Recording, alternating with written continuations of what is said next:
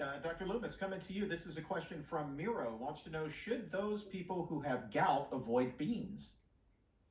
Yeah, so that's, there's a lot of myths around certain foods, and this happens to be one of them.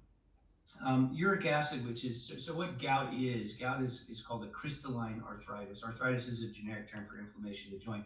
What actually happens is you get crystals of uric acid that literally precipitate out into the joint.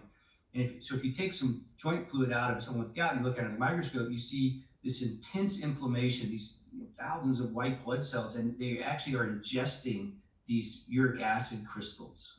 It's quite a painful condition. I've never had it, but I've treated lots and lots of patients that have it. Uric acid is a byproduct of purine metabolism, and purine is a byproduct of protein catabolism. We break down protein.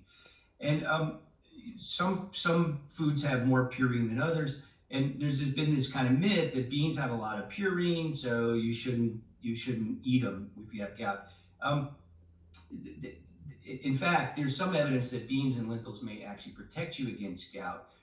In general, a diet that's whole food plant-based has a fairly limited amount of protein. It's the right amount, but it's about 15% of our total calories.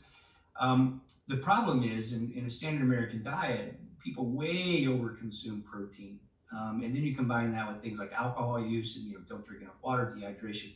Those are the things that predispose you to gout. But there's absolutely no reason to limit your bean intake with a history of if you have gout.